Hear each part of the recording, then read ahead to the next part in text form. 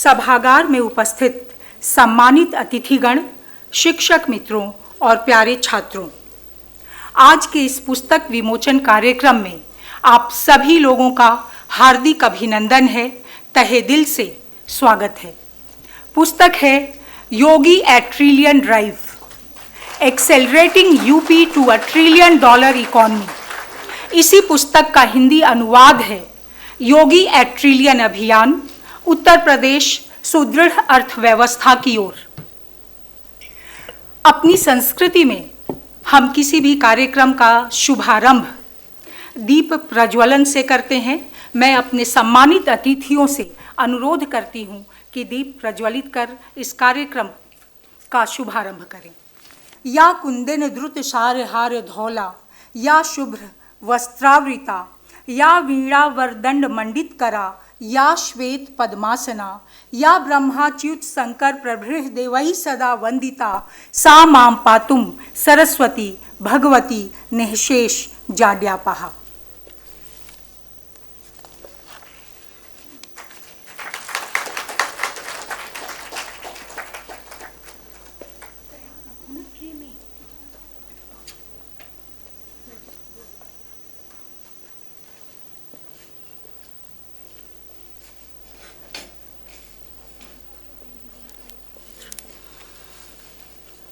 मैं अपने rector professor Dipendra Nath Das जी से अनुरोध करती हूँ कि आज के मुख्य अतिथि माननीय श्री जनरल विजय कुमार सिंह जी का अभिनंदन करें, स्वागत करें।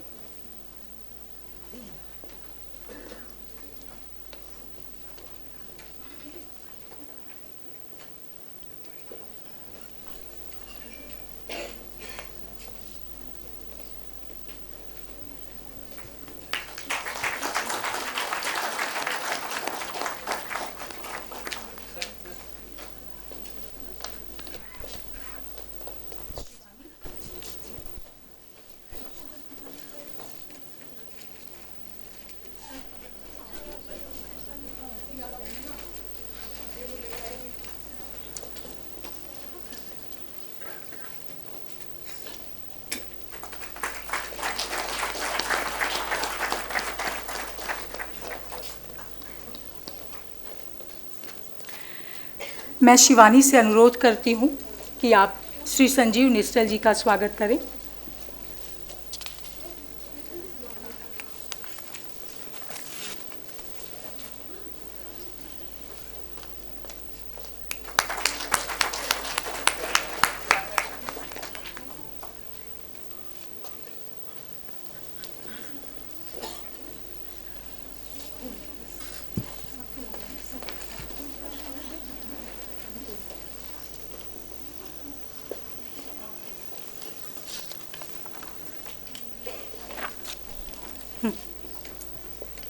प्रोफेसर दीपेंद्र नाथ जी का स्वागत, अभिनंदन शिवानी सक्सेना।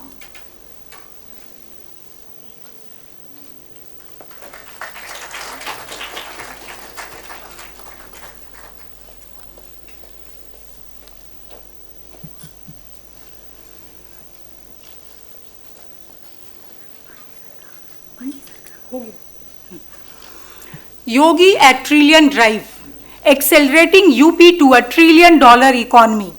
इसी पुस्तक का हिंदी अनुवाद है योगी एट ट्रिलियन अभियान, उत्तर प्रदेश सुदृढ़ अर्थव्यवस्था की ओर।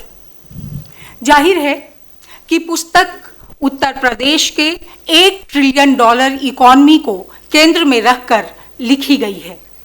पुस्तक पर विस्तार से चर्चा, इसके विविध आयामों, इसकी रूपरेखा, इसके उद्देश्य पर विस्तार से विचार आज के की नोट स्पीकर श्री संजीव निश्चल जी करेंगे।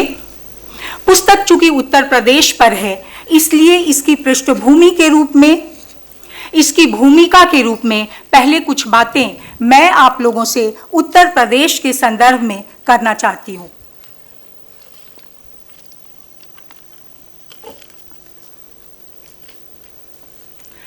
उत्तर प्रदेश को लेकर कुछ स्वरचित पंक्तियां हैं। देखता है विश्व विस्मय से उत्तर प्रदेश की ओर देखो, देखता है विश्व विस्मय से उत्तर प्रदेश की ओर देखो, पूछता है उस गौरव के चतुर्दिक फैलने का, पूछता है उस गौरव के चतुर्दिक फैलने का, सभ्यता संस्कृति के उत्कर्ष का अनुपम समय यह, सभ्यता संस्कृति के उत्कर्ष का अनुपम समय यह, हर कदम अब बढ़ चले हैं, हर कदम अब बढ़ चले हैं, धन्य योगी, धन्य योगी। जी हाँ, यह वही उत्तर प्रदेश है जिसे 80 के दशक में आशीष बोस ने बीमारू राज्यों की श्रेणी में रखा था। यह वही उत्तर प्रदेश है जिसे आज से 6 वर्ष 5 महीने पहले तक माफिया राज के नाम से जाना जाता था। यह वही उत्तर प्रदेश है जो विकास के विविध पैमानों पर पिछले पायदान पर पाया जाता था, लेकिन आज यह उत्तर प्रदेश खाद्यान्न उत्पादन में नंबर 1 है। गेहूं उत्पादन में, गन्ना उत्पादन में, चीनी उत्पादन में, दुग्ध उत्पादन में उत्तर प्रदेश देश में नंबर 1 है। केंद्र सरकार की वो तमाम योजनाएं जो आम जनों को सशक्त करने के उद्देश्य से लागू की गई, उन योजनाओं को लागू करने में उत्तर प्रदेश देश में नंबर 1 है। चाहे वो उज्ज्वला गैस कनेक्शन योजना हो, घर घर शौचालय की बात हो, प्रधानमंत्री आवास योजना हो, जन धन योजना हो, अटल पेंशन योजना हो, श्रमिकों और स्ट्रीट वेंडर्स के लिए भरण पोषण भत्ता की बात हो, कौशल विकास नीति हो, इन तमाम किसानों के लिए सम्मान निधि हो, इन तमाम योजनाओं को लागू करने में उत्तर प्रदेश देश में नंबर 1 है। दरअसल यह तो सभी लोग जानते हैं कि उत्तर प्रदेश देश का सर्वाधिक जनसंख्या वाला राज्य है, लेकिन यह बहुत कम लोग जानते हैं कि उत्तर प्रदेश सर्वाधिक संभावनाओं वाला राज्य है। उत्तर प्रदेश में छिपी असीम संभावनाओं को उकेरने का कार्य, साकार करने का कार्य यहाँ के कुशल मुख्यमंत्री माननीय योगी आदित्यनाथ जी कर रहे हैं।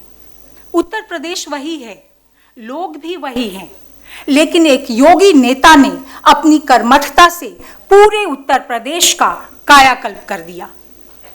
यह कायाकल्प ही तो है कि जिस उत्तर प्रदेश में 2500 मेगावाट बिजली के साथ बिजली की भयंकर समस्या रहा करती थी, उसी उत्तर प्रदेश में 2018 के बाद से ही 25,000 मेगावाट बिजली के साथ क्या गांव, क्या शहर, पूरा उत्तर प्रदेश जगमग हो उठा।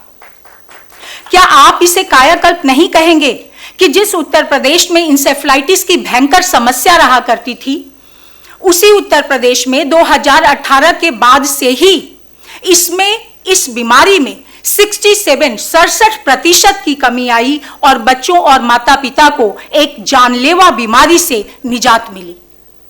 मैं तो इसे कायाकल्प ही मानती हूं कि कोविड-19 महामारी के दौरान 26 लाख लोग जो उत्तर प्रदेश से बाहर कार्य कर रहे थे, उन्हें न केवल वापस बुलाया गया उस दौरान, बल्कि उनकी स्किल मैपिंग करके उनके अनुरूप उन्हें रोजगार प्रदान किया गया।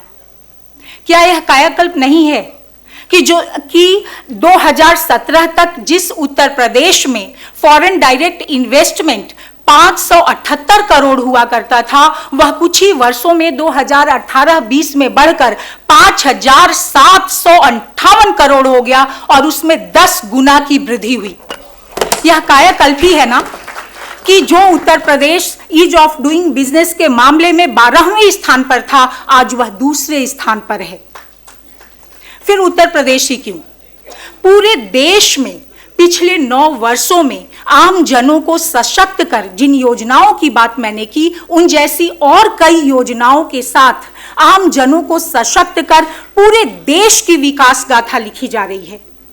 और इंफ्रास्ट्रक्चर के क्षेत्र में जो कार्य हुआ है उसका तो कहना ही क्या है।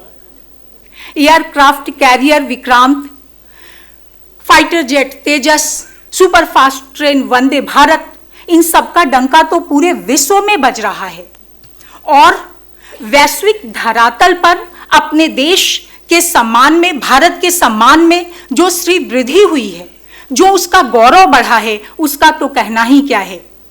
इसने हम सब 140 करोड़ भारतीयों का सिर गर्व से ऊंचा कर दिया है। मैं यहाँ थोड़ा सा अपने को रोकती हूँ।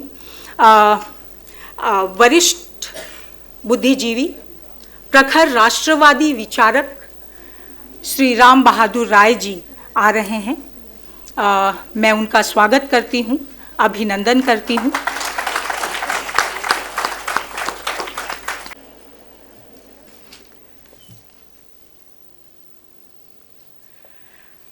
श्री राम बहादुर राय जी का बहुत अभिनंदन, बहुत स्वागत। आप इस कार्यक्रम में आए, यह कार्यक्रम धन्य हुआ। आपका बहुत स्वागत। थोड़ा सा मैं आगे बढ़ती हूँ। और वैश्विक धरातल पर भारत के सम्मान और गौरव में जो श्री वृद्धि हुई है उसका तो कहना ही क्या है। उसने हम सब 140 करोड़ भारतीयों का सिर गर्व से ऊंचा कर दिया है और इसका श्रेय निस्संदेह हमारे यशस्वी प्रधानमंत्री श्री नरेंद्र मोदी जी को जाता है। यह पुस्तक माननीय प्रधानमंत्री नरेंद्र मोदी जी और उनके आत्मनिर्भर भारत अभियान को समर्पित है।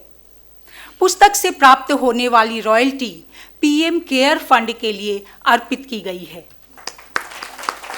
पुस्तक में उन सारे आयामों पर विस्तार से बातचीत की गई है जो उत्तर प्रदेश को $1 ट्रिलियन इकॉनमी और भारत के $5 ट्रिलियन इकॉनमी में उत्तर प्रदेश की क्या भूमिका है उसको केंद्र में रखकर पुस्तक लिखी गई है, जिस पर विस्तार से चर्चा श्री निश्चल जी करेंगे। अभी जितने भी आयाम हैं उत्तर प्रदेश को $1 ट्रिलियन इकॉनमी बनाने वाले, उन आयामों के क्रियान्वयन के पीछे का जो ड्राइविंग फोर्स है, उस ड्राइविंग फोर्स के व्यक्तित्व पर मैं थोड़ा प्रकाश डालना चाहती हूँ। वह ड्राइविंग फोर्स है योगी आदित्यनाथ जी का व्यक्तित्व। सन 2002 हिंदू युवा वाहिनी की स्थापना होती है।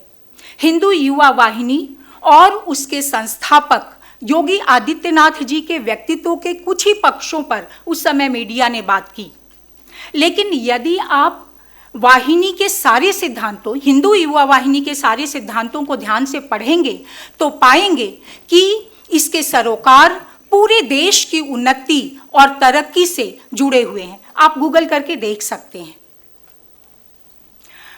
1998 से लेकर 2017 तक मुख्यमंत्री बनने से पहले तक योगी आदित्यनाथ जी 5 बार गोरखपुर से सांसद रहे।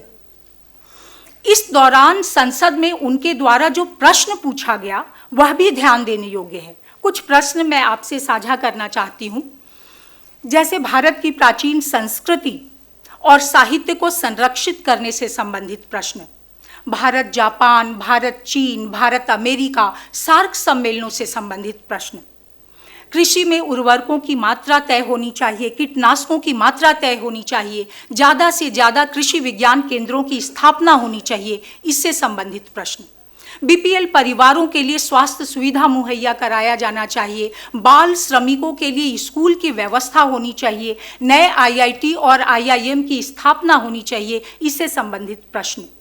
ये तमाम प्रश्न, मानव विकास सूचकांक निर्धारित किया जाना चाहिए, इलेक्ट्रॉनिक और आणविक उत्पाद की सुरक्षा से संबंधित कदम उठाने चाहिए। ये सारे प्रश्न दर्शाते हैं कि योगी जी का व्यक्तित्व कितना बहुआयामी है। उनके सरोकार पूरे देश की तरक्की और उन्नति से जुड़े हुए हैं। एक और बात, इस पुस्तक पर कार्य करते हुए $1 ट्रिलियन इकॉनमी पर कार्य करते हुए मैं और प्रोफेसर अर्जुनन सुब्रमण्यन, जो ग्लासगो यूनिवर्सिटी में डेवलपमेंटल इकोनॉमिक्स पढ़ाते हैं, योगी आदित्यनाथ जी से इस विषय पर बातचीत करने गए।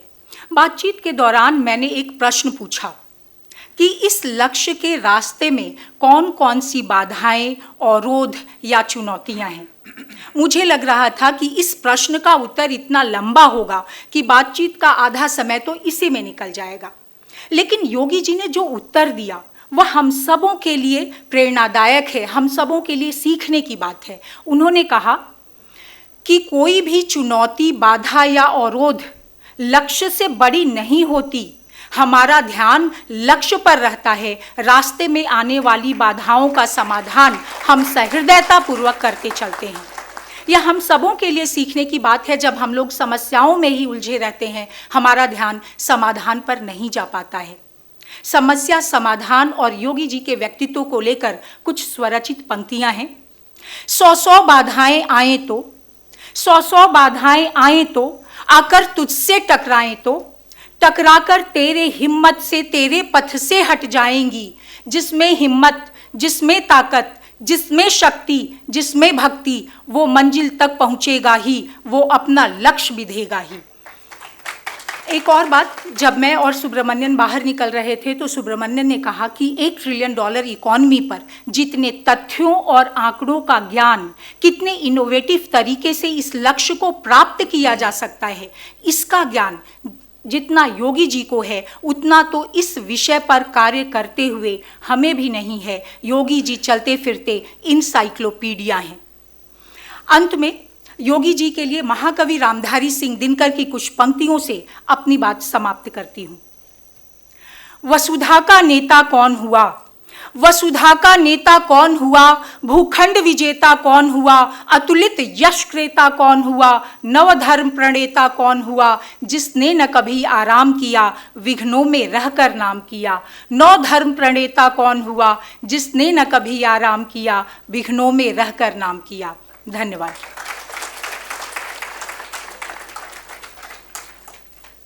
I now request Sri Sanjeev Nistal ji for his keynote address. Sanjeev Nistal ji is director in S. Atensi Research Institute, Bangalore. Sri Sanjeev Nistal ji.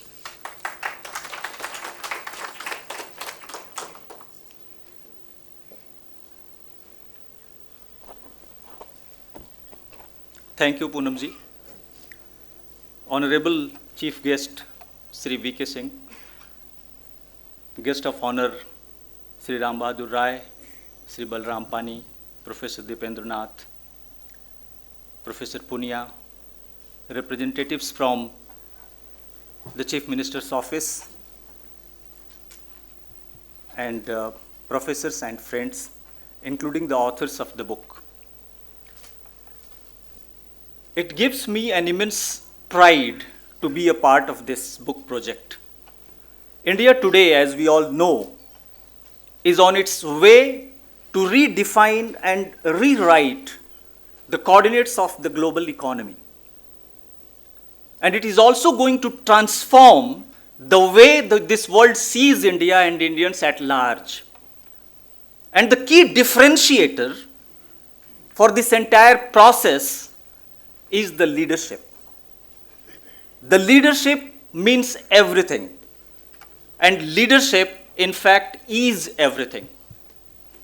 It is said that a team of lions headed by a ship will be defeated by a team of sheep headed by a lion. Yes, indeed. 19th March 2017, when Chief Minister Yogi first took charge, all eyes were there on him. First time in the history of independent India, a monk was taking charge as the chief minister. What is going to be his first step? What he is going to do? Is he going to the Gorakhdham Mandir or temple, Ayodhya temple, or Haridwar, Rishikesh? What is going to be his first step was the concern, the biggest concern this country had. And after completing the formalities of oath taking, the first thing that the chief minister did was rush to the police headquarters in Lucknow. The meeting went late in the night, and on the very next morning, the first thing he did was sanctioned 60,000 crore rupees for the modernization of the state of the police state in Lucknow. This was his first step. And this gave a very clear signal to the entire country what was running in his mind at the time. Leadership, dear friends, makes all the difference. And we have also seen this brilliant leadership at the center. It goes beyond the limits of all shame for a country of 1 billion plus people to tolerate the nonsensical acts of stone pelting on its own army. in its own country and on its own soil. Yes, we are in Kashmir, we are in Kashmir. And not just for once or twice. This shameless insult continued for as long as 30 long years. This entire country watched this act in a very helpless, voiceless, and speechless manner. It takes a brilliant cowardice, you can say, to accept such kind of insult on our own soil. Only a spineless country can tolerate this, dear friends, and that country is non-existent in this entire world except India. We tolerated this 30 years, non-stop, stone pelting in our own country, on our own soil, on our own forces. But leadership changes everything. Now stone pelting is history. International conventions are getting conducted peacefully in the valley. Multiplexes and cinema theaters have been opened after a long coma of 35 long years. This is the change, and this is the leadership. Now the life in the valley and Kashmir is coming on tracks. Slowly and gradually, things will be normalized. Leadership makes all the difference. Last year, on 17th January, in the Apex Forum of World Economic Council, the Prime Minister asserted that ever since he had taken charge, around 25,000 compliances, the rules and regulations for the industrial domain and for the entrepreneurship domains have been eliminated in the country. He also asserted that this is an ongoing process and a lot of more efforts will be taken on this front to ease the domains of doing business in this country, to set up the industry, and for the business people to go ahead in a very peaceful manner. But his comforting words do not make the disturbing question any easy for us. Why it has to take 70 long years for us to cut the chains of our own progress? Why? Today in this modern age, if any country has to grow, if any country has to grow faster, it has to keep its enterprising spirits, enterprising fundamentals very, very strong. That is a prerequisite. That is a sine qua non. Without that, nothing is going to happen. Another example is that of Tejas. Yes, our very own fighter jet Tejas. And it is very interesting. If you know the timeline of Tejas, you cannot stop laughing. Our own fighter jets. The year was 1969. First time the government of India gave an order to HAL, Hindustan Aeronautics Limited in Bangalore, to prepare a feasibility report, to prepare a concept note on whether can we make an indigenous fighter jet? Can we make our own fighter jets? The company prepared the report and submitted. But it took 15 long years for the government of India to approve that report. The approval was sent to Bangalore in 1983. But thereafter, the government again went into slumber, deep slumber. No action, no move, no go-ahead signals, nothing absolutely. Things were allowed to pass and time also passed. Again, after 20 years, the government woke up in 2003. What is happening on Tejas? What is happening on our own fighter jet? There was some flurry of activities here and there, and some progress was made in 2 to 3 years of a time. But then again, things acquired a very slow pace, a snail's pace, and nothing much happened. But then, cut to 2014. There was a massive policy shift on the fronts of Tejas. The PMO directly took the charge of the manufacturing of Tejas, and in a record 2 years of a time, Tejas was inducted in 2016 officially for the Indian Air Force.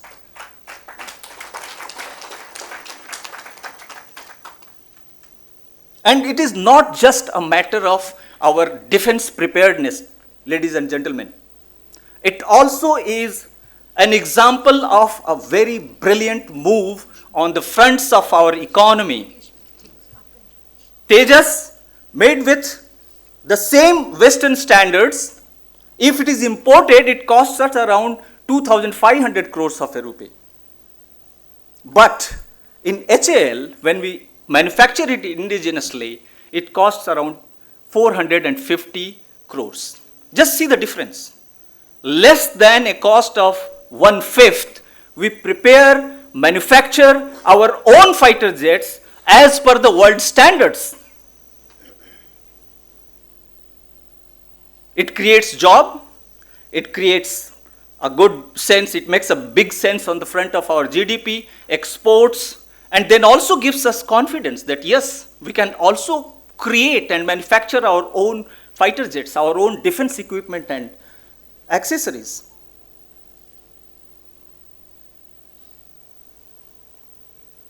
This again is a matter of leadership. As I said, leadership is everything. And Tejas, as an example, is a master stroke of a brilliant leadership. This book, Yogi at a Trillion Drive, this book is written by a consortium of about 15 authors taken from different walks of life.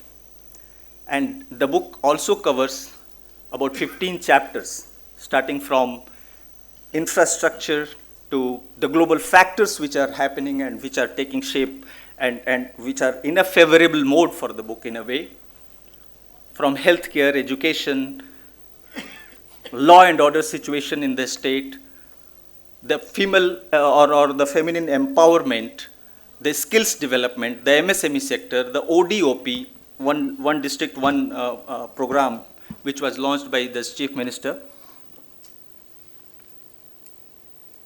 Then the role of foreign direct investment, ease of doing business, each and every dimension has been covered in the book, which throws some very unique light on what can be done to achieve this momentous goal of 1 trillion economy. Because we all know that as a whole, as a country as a whole, we stand at about 3.78 as per last fiscal, 3.78 trillions for our GDP. And to achieve a target of 1 trillion only for the state of Uttar Pradesh is going to be a Himalayan task, is going to be a Herculean task by 2027.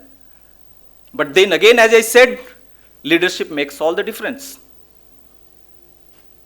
It is this leadership which gives us faith that this goal also will be achieved by 2027. The 350 pages book, which is authored, as I said earlier, by 15 hand-picked people by the brilliant Poonamji, and hand-picked from the universities of USA to the universities of Europe, India, JNU, BHU, Delhi University, North, South, East, West, you name, and she has picked one author at least from one zone, so that it represents the entire domain, the entire country. And as she also mentioned, that the proceeds and the revenues generated from the book are going to be, it is decided that will be handed over to the Prime Minister's Fund. The publisher for this book is Oak Bridge Publishers. They are one of the best publishers in the country. And this program is sponsored by Sanskriti Group in Delhi, Sanskriti Academy.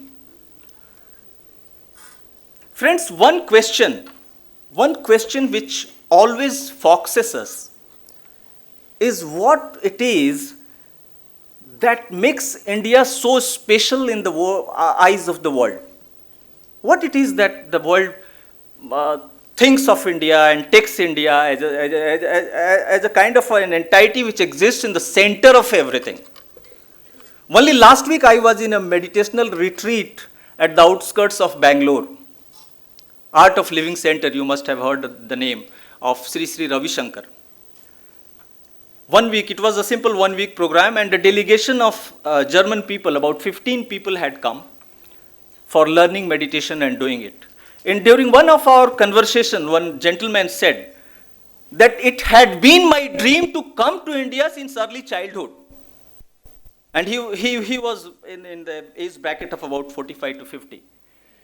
And he also said that it is very wonderful to do meditation in the air and atmosphere of India. And this had just was received by us with our eyebrows raised. Namaskar. Good afternoon, everybody. The chief guest of the day, Honorable General Dr. Vijay Kumar Singh ji. Guest of honor, Shri Ram Bahadur ji.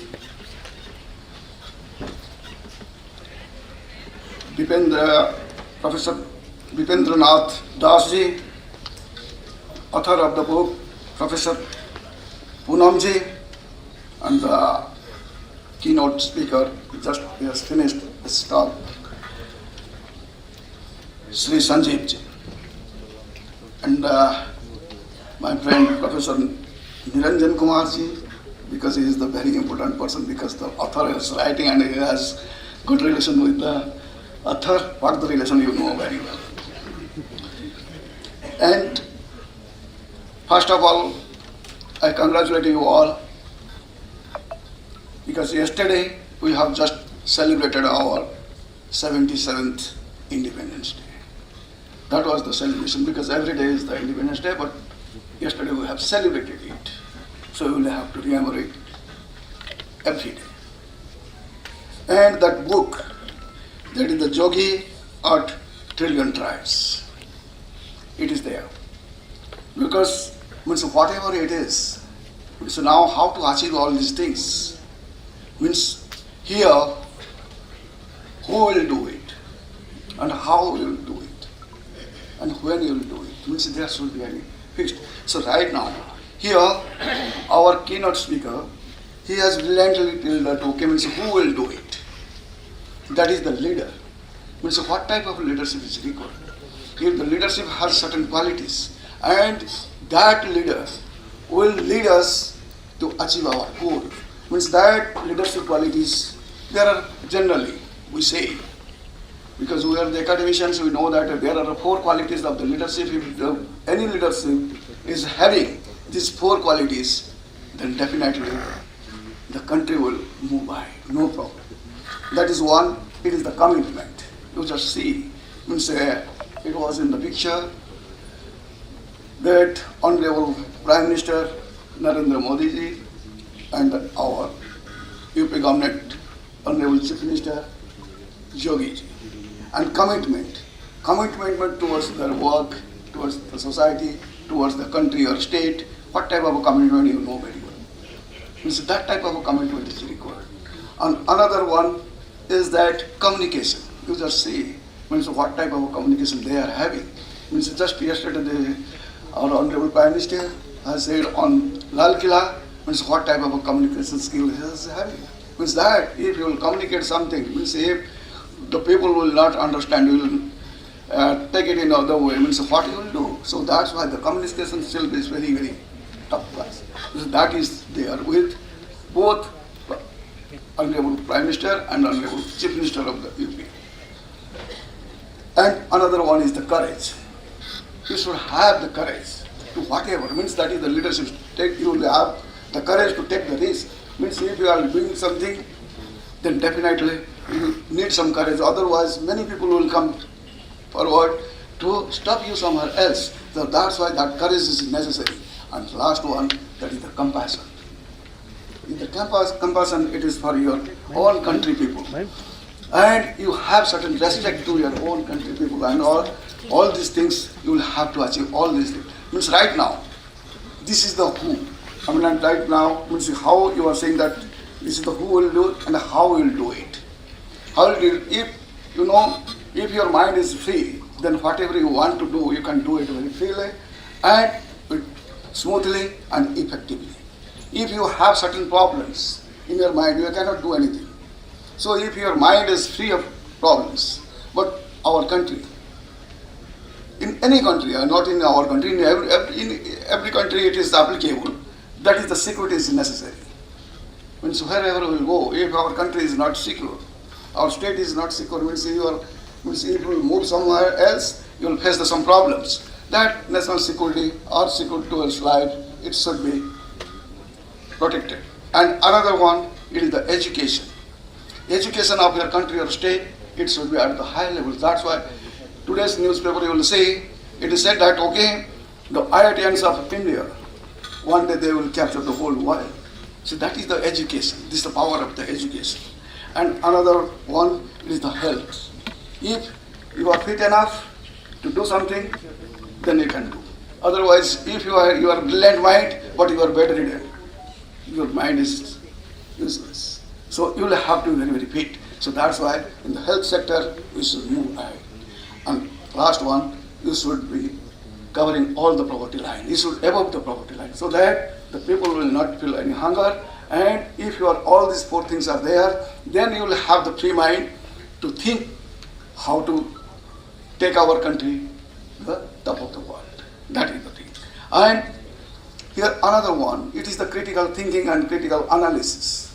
Our brilliant minds of our country, the youngsters, the energetic, and these youngsters, they will give you the critical thinkings and critical analysis, and they will, after that, they will find out that, okay, these are the problems, so we will have to solve all these things. If you know the problems, then definitely we will work in that direction to solve all these problems. These are the things. And one thing is that when you will do it. Means, yes, how you will do it, that is the mechanism is there, and when you will do it. Our Honorable Prime Minister has said that, okay, right now it is the Azadi Ka Amrit Kaal. By 2047, we will be the developed state. And by that time, we should be at the top of the world in every sector. So this is the when, means it is the time frame, it is required. And another one, it is the four pillars of any success. It is said, number one, it is the Kalpana. Kalpana means it is the aim and objectives. If your aim and objectives is very much clear, means they are saying that our Honorable Prime Minister and Chief Minister, they are saying that our country, it should be at the top of the world, means it should be the Vishwa Guru. This is your aim and objectives, that is the Kalpana. Then the Bhavana, once you will have to generate your interest to move in that direction. If you will say only it is on paper, then it will not work. You will have to generate interest in that field. And after that, that is the Yojana. Bhavana, Kalpana, Bhavana, then Yojana. Yojana means proper planning is necessary. And you just see, means every day, means our Prime Minister, our Chief Minister, they are not sleeping at all. Means they are only sleeping. Means whenever you read the news, they are saying that, okay, means only 4 hours or 5 hours they are taking a nap. But on all the ways, he is busy in planning something to uplift our country, our society. So that is the planning. Means you will have to plan it in very meticulous way, so that there will be no fault anywhere else, so that we will move ahead without facing any problem. Then that is the Yojana, then the Sadhana. Sadhana, it is the implementation. Means right now you will have to implement it. And you just see, means a simple way, means he is not saying, our Honorable Prime Minister and Chief Minister is not saying that, okay, let's go ahead and these are on the papers. That should be on the field. And right now, means in the science, means I am from the science field, and it was clearly instructed that means whatever it is in your lab, that should be translated into the field. If it is not there, then your research work is very useless. If your research work doesn't have any application, what for you are doing your research work? You will have to research in such a manner so that it will be implemented and it will be helpful to the society and the country as a whole. Means these are the things. And here, means these are the, what are the tools? Means when you will be saying that we are progressing, means that is the tools are there. It is said that Atmanirbhar, self-reliance, and another one, self-belief. Atma-Vishwas. Another one, Atma-Samman, self-respect. All these three are required. If you are not Atma-Nirbhar, self-reliance, if you will depend on somebody, then you will not progress at all. So somebody will say that, okay, you are depending on me, means whatever I will say, you will have to do all these things, otherwise I will not help you. So, it is required to, if it is a trillion drives, all these things are required, Atma-Nirbhar. If our country is full of self-belief, our young generation, bright minds of our country, they are having the self-belief that, okay, we can achieve all these things. And another one is the Atma-Samman. If you have all these things, but you don't have the self-respect, then nobody will care. You just see what is the meaning of the independence. Before independence and after independence. Before independence, we did not have any self-respect. But after independence, we have the self-respect. We will do our country. We will build up our own country. This is the Atma-Samman. And if you lose your Atma-Samman, means that is the self-respect, then you will be nowhere. So all these things are there. And whenever you are saying, means what are the mechanisms? Means who will do it? Only the character people, means that's why the education sector is very, very necessary. Here, Swami Vivekananda ji said that education means you will have to educate your nature, behavior and character so that you will be a very good human being. And whenever you will be a good human being, definitely will think about your own country and to the world as a whole. So that's why in our culture we are saying that Vasundhaiva Kutumbakam. And if you will have all these things, then definitely we will achieve whatever it is, the 1 trillion or 5 trillion or whatever it is, definitely we will achieve. We the bright minds of our country, because our Prime Minister is saying, because of what? Means he has believed on our youngsters. He has the trust on our youngsters. He has told all these things because of you only. And you, the youngsters, now it is your responsibility how to move in that directions, and every tools and mechanism it is with you. And in the nowadays, means how the science and technology is developed. Means right now our keynote speaker was talking about the Tejas and Chandrayaan and all these things. We have the technology, but thing is that we will have to move in that direction, and you will have to implement in a proper way. And lastly, I am telling you that life without happiness, there is nothing. And if there is no dissatisfaction, there is no growth. If you will say that, okay, now we are growing enough, now enough is enough, means we will not do it, and whatever the things we have, it is enough. No. If you have the dissatisfaction, that means whatever we have achieved, we should need more. If in the food sector, in the agriculture sector, in all the sectors, infrastructure, everything, wherever you will think, all the aspects, you will say that, okay, means whatever you have achieved, we should achieve more.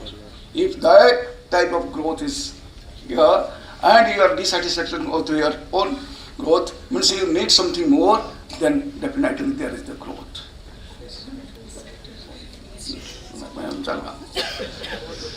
Now it is fine, and you have invited me. I am very much thankful to you all. Thank you. Namaste.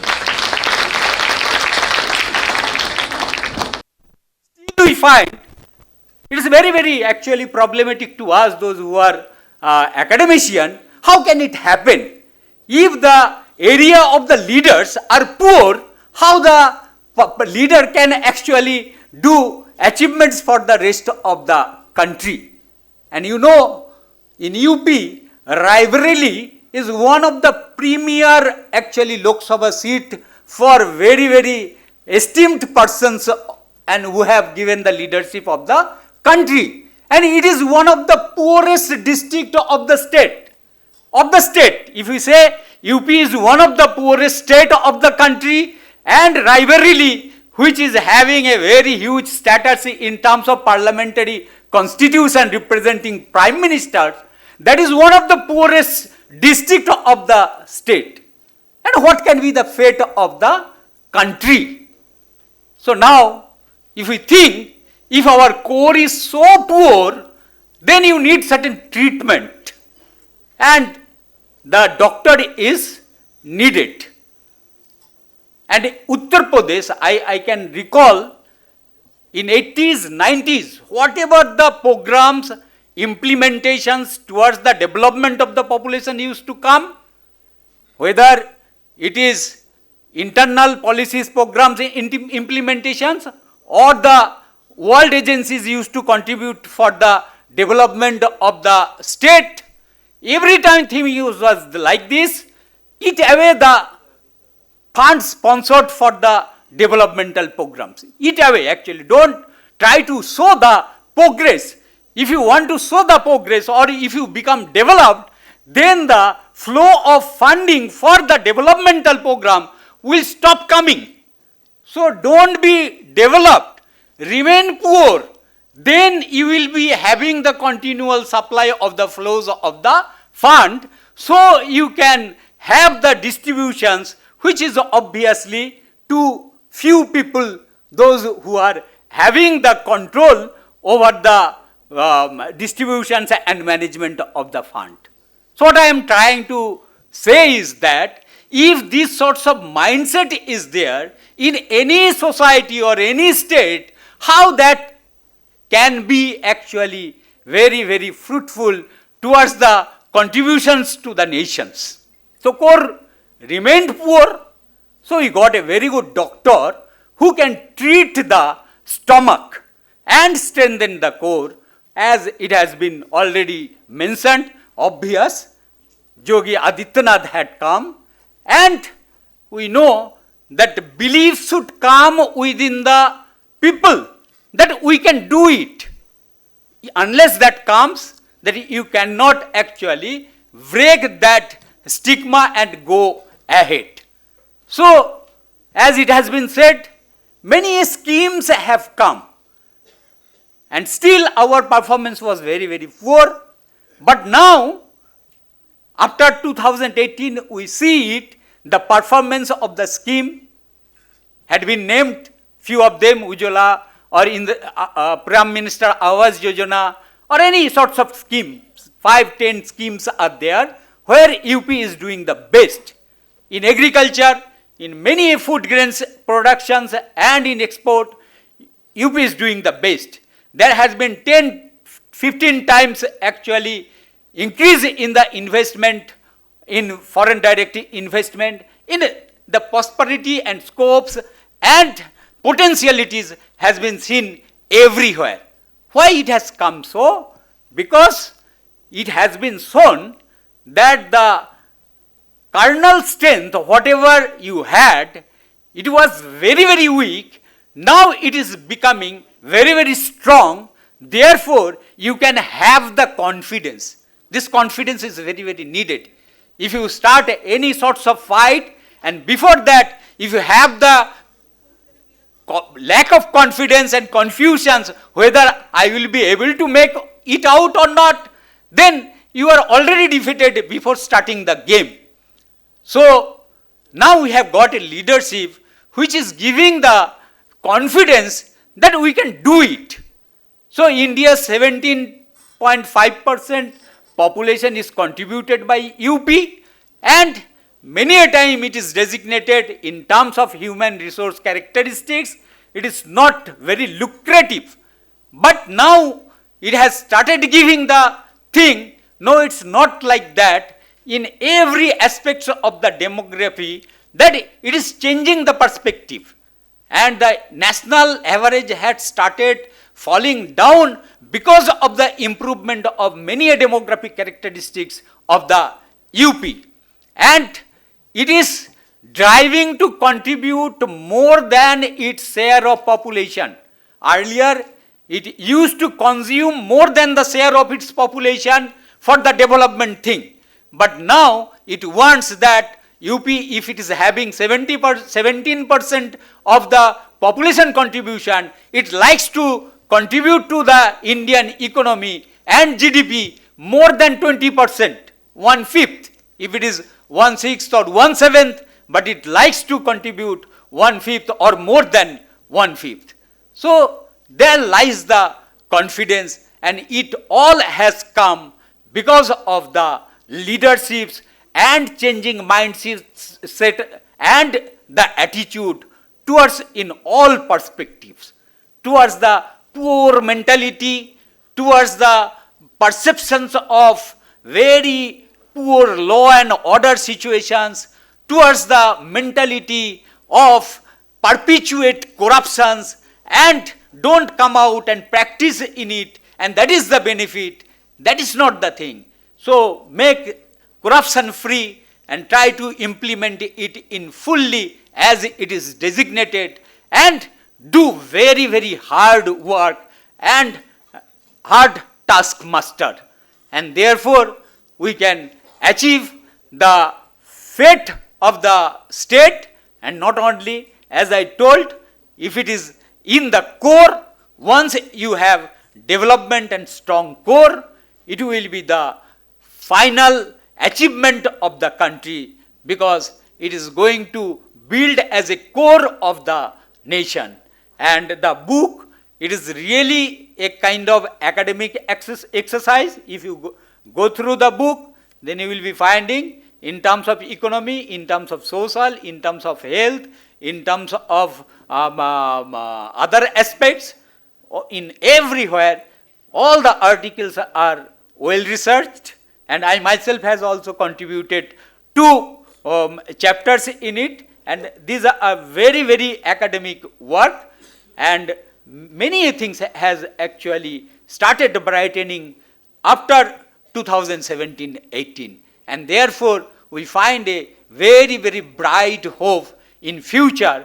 So if UP can give a bright signal, then we can have a very, very bright future of the nation. Thank you so much. और यही संदेश वास्तव में पुस्तक के लेखों में भी है, लोगों के मन में भी है, और भारत की जनता के मन में भी है। और वो संदेश ये है,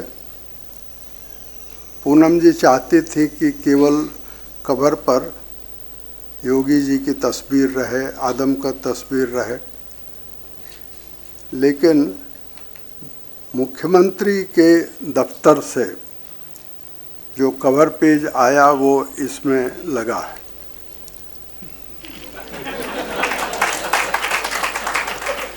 और ये अच्छी बात है, यानी उत्तर प्रदेश के मुख्यमंत्री का दफ्तर कितना सजग है, सतर्क है,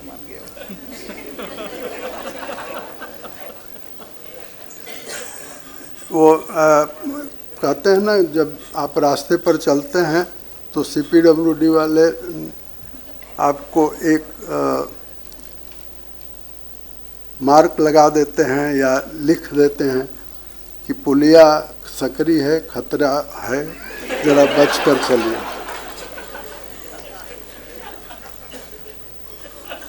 तो योगी जी का दफ्तर उस खतरे को जानता है, और यही उत्तर प्रदेश का इससे पहले दुर्भाग्य रहा है। मैं उस पर आऊँगा कभी। तो मैं ये कहूँगा कि ये कवर पेज पर जो 2 तस्वीरें हैं वो 21वीं सदी के 2 गोरखपंथियों की तस्वीरें हैं। और गोरखपंथ का एक वाक्य मुझे नहीं लगता कि यहाँ किसी को भी याद नहीं होगा, यानी सबको याद होगा, जाग मछंदर गोरख आया। इसके पीछे बड़ी लंबी कहानी है। मैं उस कहानी को सुना करके पूनम जी का ज़्यादा समय नहीं लूँगा, नहीं तो ये पर्ची लेकर आ जाएंगे और कहेंगे कि बंद करिए। लेकिन मैं ये कहूँगा कि ये मुहावरा नहीं है, इसका एक लंबा इतिहास है, और इस इतिहास में छिपा है वज्र संकल्प। एक शिष्य अपने गुरु से सीखने के लिए वज्र संकल्प करता है, 14 बार गुरु उनको वापस करता है, और 15वें बार जब गोरख जाते हैं तो कहते हैं कि जाग मच्छंदर गोरख आया। इसका मतलब ये हुआ कि ये जो 2 तस्वीरें हैं वो मीठा प्रतीक है, एक बहुत मीठा प्रतीक है कि गोरख पंथी यानी जो वज्र संकल्प है इस देश के विकास के लिए चाहिए, वह इन दोनों चेहरों में है। और इस नेतृत्व द्वय ने उत्तर प्रदेश को, जैसा दीपेंद्र नाथ दास ने कहा, बिल्कुल सही कहा, बीमारू राज्य से बाहर किया है। और बीमारू राज्य से बाहर कैसे किया? तो जो अड़चनें थी विकास के रास्ते में उसको दूर किया और तेजी से दूर किया। वो उसकी कोशिश अभी भी जारी है। मैं ये नहीं कहूँगा कि सारी अड़चनें दूर हो गई हैं, लेकिन बहुत हद तक अड़चनें दूर हुई हैं। और इन लेखों को जब आप पढ़ेंगे तो आप पाएंगे कि सचमुच वो अड़चनें दूर हुई हैं। पुस्तक ट्रिलियन अभियान को, ट्रिलियन अभियान है, लक्ष्य है, उस अभियान को समझाने की पुस्तक है। पुस्तक के लेखों की चर्चा करने से पहले कुछ बातें मैं अपने अनुभव से भी आपको बताना चाहता हूँ। पहली बात तो मैं ये बताना चाहता हूँ कि डॉक्टर संपूर्णानंद उत्तर प्रदेश के मुख्यमंत्री थे, दूसरे मुख्यमंत्री थे, और अब तक जितने देश भर में मुख्यमंत्री हुए होंगे, मैं कह सकता हूँ कि उसमें वो बड़े विद्वान व्यक्ति थे, दूरदर्शी व्यक्ति थे। और उनकी एक छोटी सी किताब है, लखनऊ के एक प्रकाशक ने छापी है, अधूरी क्रांति, और मेरी प्रिय पुस्तकों में से वो एक है। जब कभी मैं उत्तर प्रदेश के बारे में कुछ सोचने की कोशिश करता हूँ या बड़े सांस्कृतिक सवालों पर हमको जब कोई प्रश्न मेरे मन में आता है तो मैं अकेले उस पुस्तक को खोजता हूँ, अधूरी क्रांति को। मैं आपसे भी कहूँगा कि आप संपूर्णानंद की उस पुस्तक को पढ़िए, अधूरी क्रांति।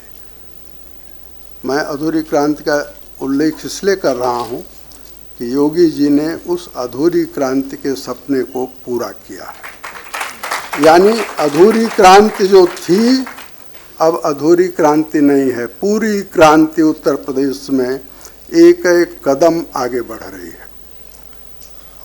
मैं एक घटना का उल्लेख आपसे करना चाहता हूँ, रोचक घटना है, आप में से बहुत सारे लोगों ने सुना भी होगा। 1963 की बात है।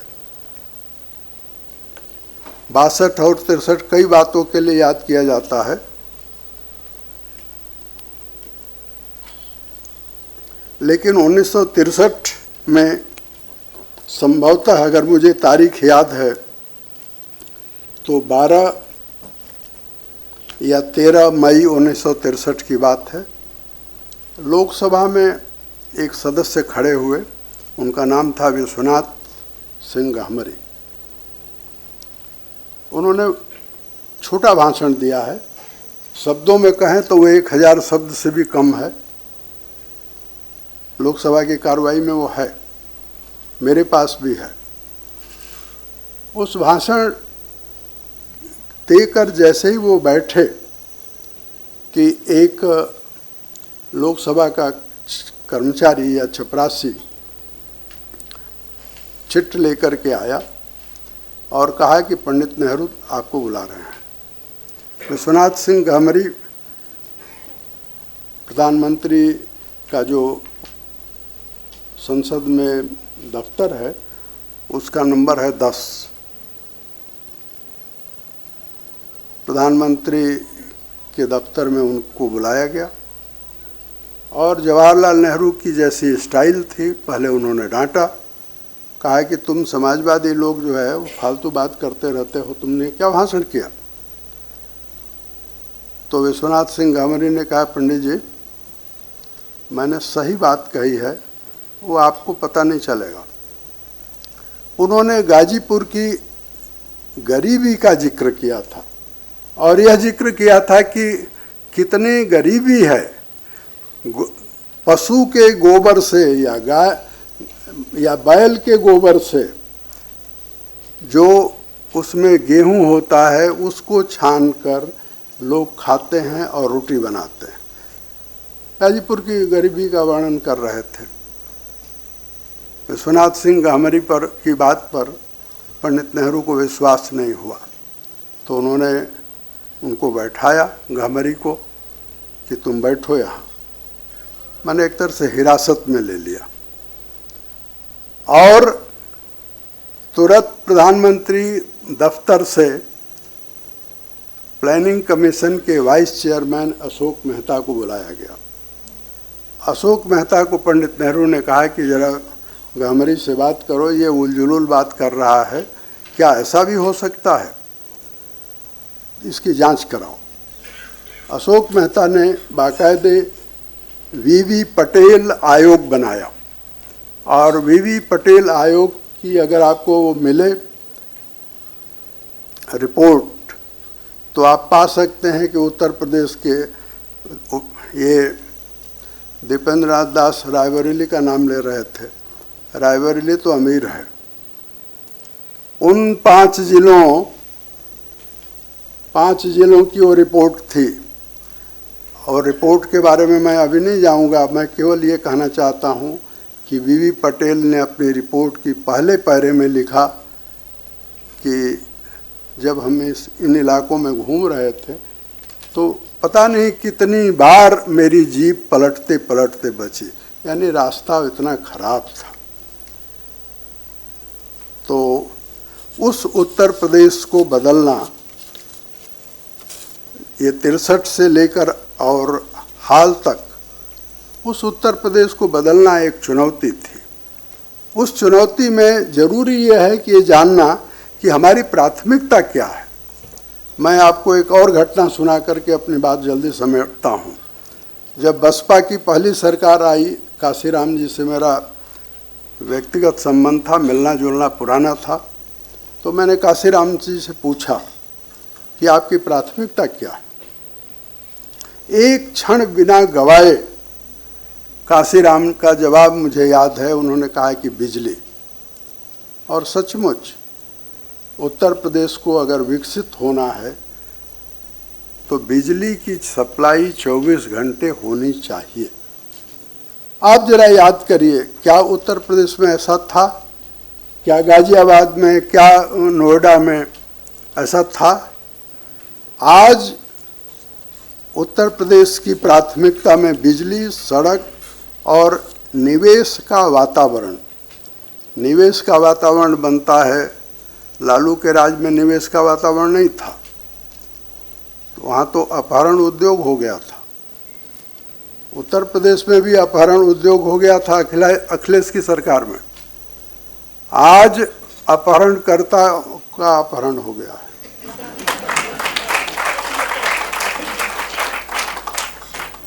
अपहरण करके जिन्होंने बहुत अथाह पूंजी कमाई, अब वे चोरी छिपे अंधेरे में कहीं अपनी जगह तलाश रहे हैं और मैं इसके लिए योगी जी को बधाई देता हूँ। ये कोई साधारण काम नहीं है। उत्तर प्रदेश को आप उन लोगों के लिए जिनका भविष्य है, सपना है, जिनकी जिंदगी सामने पड़ी हुई है, उन लोगों के लिए सुरक्षित बनाएं। ये काम मुख्यमंत्री का ही है और मुख्यमंत्री इसको कर रहे हैं और उसकी नींव पड़ गई है। मैं ये कहूँगा कि नींव जब ठीक से पड़ जाए तो उसमें अच्छी इमारत, ऊंची इमारत बन सकती है और योगी जी को इस बात का श्रेय है कि नींव तो पड़ गई है। उत्तर प्रदेश का ये दौर जिसकी हम चर्चा कर रहे हैं वो 2017 से शुरू होता है। मैं उसके पहले के इतिहास पर नहीं जाऊंगा, लेकिन आप जरा याद करिए उत्तर प्रदेश के 2017 के चुनाव को। तो आपको याद आएगा कि 2016 उससे पहले था और उसमें नोटबंदी हो गई थी। सारे चुनाव के पंडित, मैं यहाँ के कुलपति पंडित की बात नहीं कर रहा हूँ,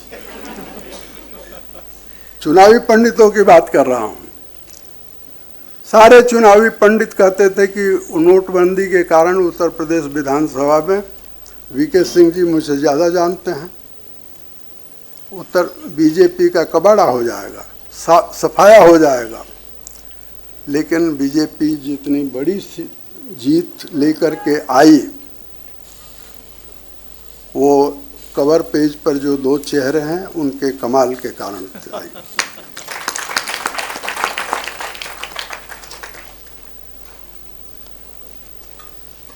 अब योगी आदित्यनाथ जी के बारे में दो एक बातें कह करके मैं अपनी बात आगे बढ़ता हूँ।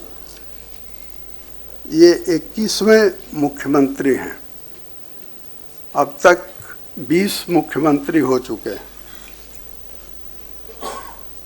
और कई मायने में योगी आदित्यनाथ पहले नंबर के मुख्यमंत्री हैं। कैसे? तो सबसे पहले, और यही एक रहस्य है जिसके बारे में संजीव जी भी कह रहे थे, दूसरे ढंग से कह रहे थे, मैं इनके बारे में अभी आऊँगा। उत्तर प्रदेश में केवल संपूर्णानंद हैं जिन्होंने अपना 5 साल का कार्यकाल पूरा किया। योगी जी पहले नंबर के मुख्यमंत्री उन 21वें में से 20 में से 20 के बाद 21वें में हैं। ये पहले मुख्यमंत्री हैं उत्तर प्रदेश के जिन्होंने 5 साल पूरा करके दूसरा कार्यकाल शुरू किया। उत्तर प्रदेश में इससे पहले कभी नहीं हुआ। और अब तक उत्तर प्रदेश के मैंने सभी मुख्यमंत्रियों का कार्यकाल देखा है मैंने पढ़ा है और उनका हिसाब भी लगाया है। तो कोई 1.5 साल है, कोई 2 साल है। पंत जी जैसा व्यक्ति भी अपना कार्यकाल पूरा नहीं करता, लेकिन ये अब तक के सबसे लंबे कार्यकाल के मुख्यमंत्री हो गए हैं। और सबसे छोटे कार्यकाल का श्रेय भी गोरखपुर को है। उनका नाम था त्रिभुवन नारायण सिंह। गोरखपुर के थे नहीं, लेकिन गोरखपुर में हारे, इसलिए गोरखपुर का के रिकॉर्ड में है। अब इस दौर में जो सबसे बड़ा फर्क मेरी समझ से आया है वो राजनीतिक नज़रिए में आया है। हालांकि यह एक अलग विषय है और आपको लग सकता है कि इस पुस्तक से इसका क्या संबंध है या नहीं है। मैं कहूँगा कि बहुत सीधा संबंध है। उत्तर प्रदेश के में जो राजनीतिक अस्थिरता रही है, राजनीतिक अस्थिरता उत्तर प्रदेश का स्वभाव बन गया था।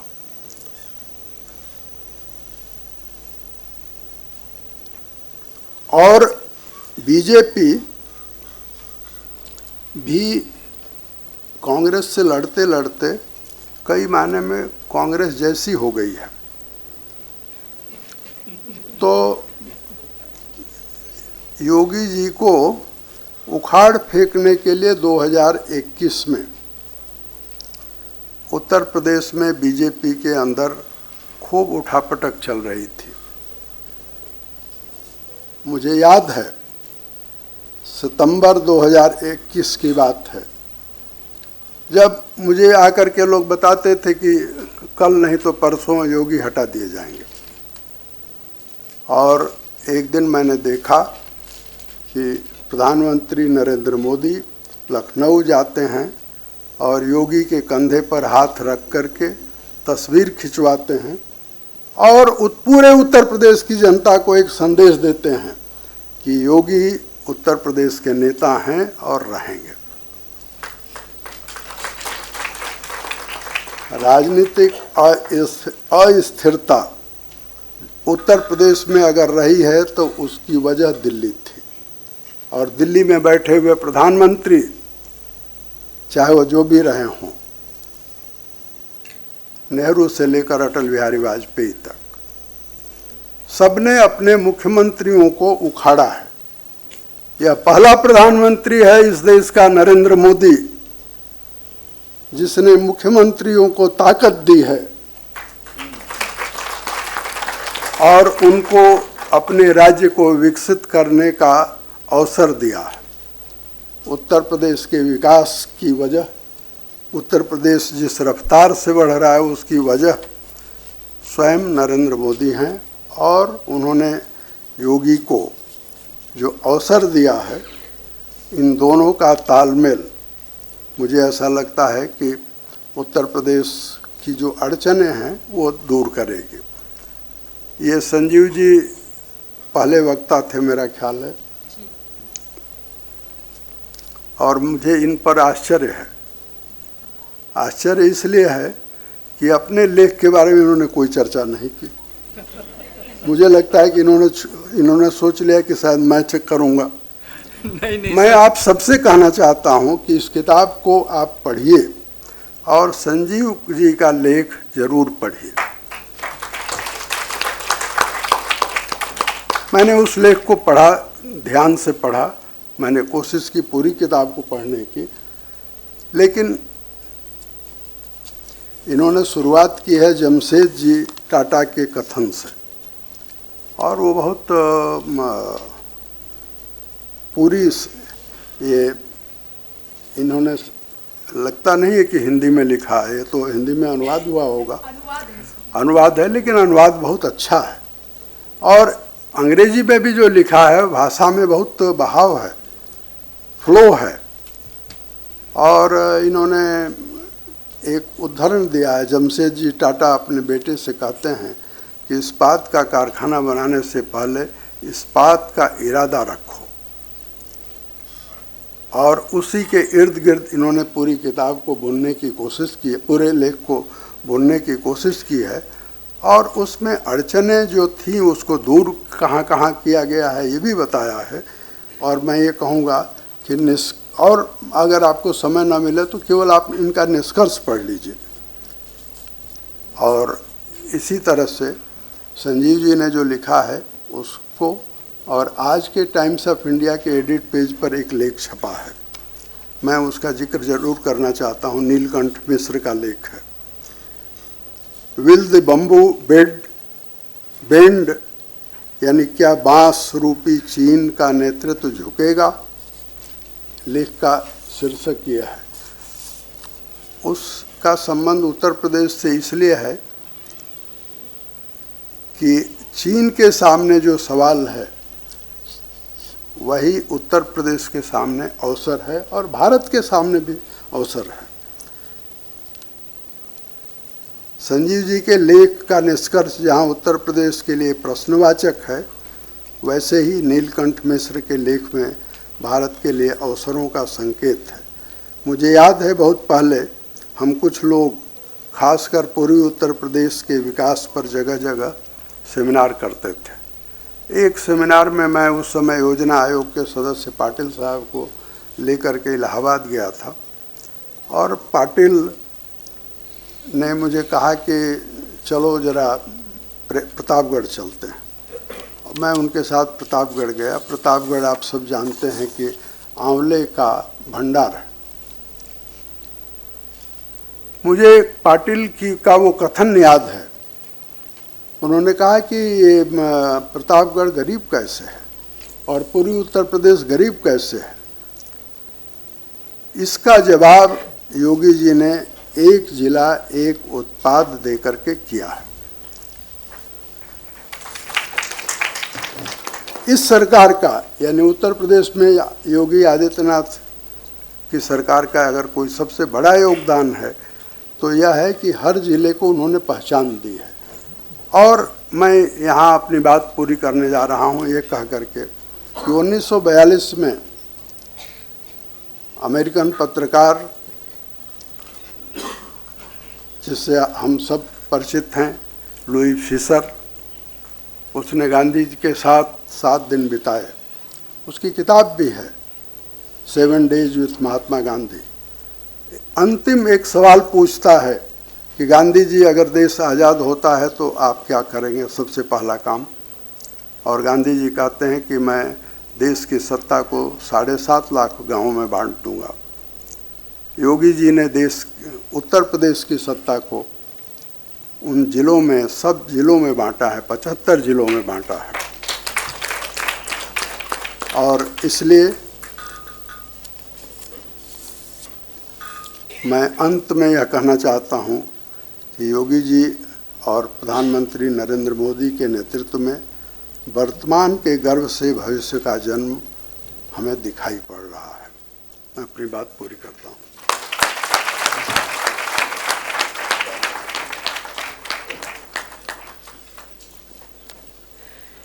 निःशब्द करने वाला वक्तव्य, बहुत आभार। जो भरा नहीं है भावों से, बहती जिसमें रसधार नहीं, वह हृदय नहीं है, पत्थर है जिसमें स्वदेश का प्यार नहीं। हमारे सैनिक अपने जिंदगी की परवाह किए बिना अपने प्राणों को, कोई कुछ है भैया? अच्छा, अपने प्राणों को अपनी हथेली पर रख अहर्निश देश की सेवा में रत रहते हैं। सैनिकों को वंदन, नमन, अभिनंदन। यह हमारा सौभाग्य है कि आज हमारे बीच ऐसे ही एक जाबाज सैनिक, भारतीय सेना के 26वें थल सेनाध्यक्ष, परम विशिष्ट सेवा मेडल, युद्ध सेवा medal ADC general Vijay Kumar Singh ji मुख्य अतिथि के रूप में उपस्थित हैं। मैं आपको आपके वक्तव्य के लिए सादर आमंत्रित करती हूँ।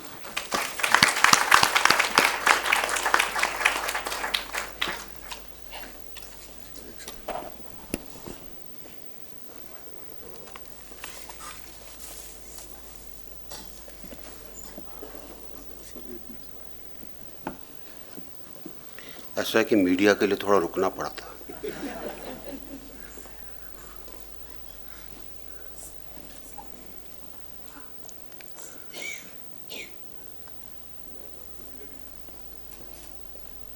हमारे बीच में आज के पुस्तक विमोचन के कार्यक्रम में आए हमारे बहुत ही वरिष्ठ Ram Bahadur Rai ji, professor Balram Pani ji, dean of colleges,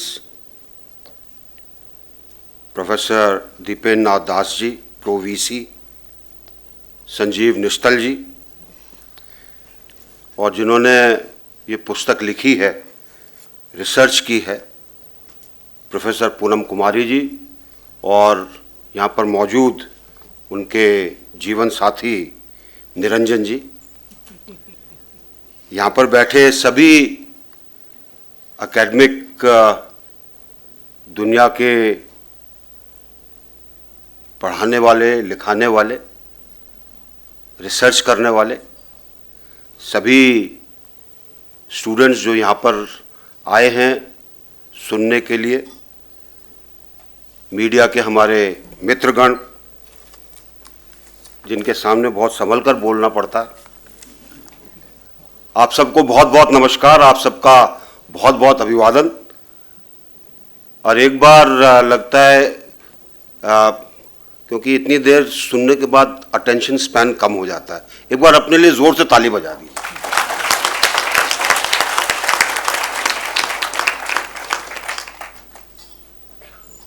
Hindi चलेगी या अंग्रेजी बोलनी पड़ेगी? बहुत बहुत धन्यवाद, बहुत बहुत धन्यवाद।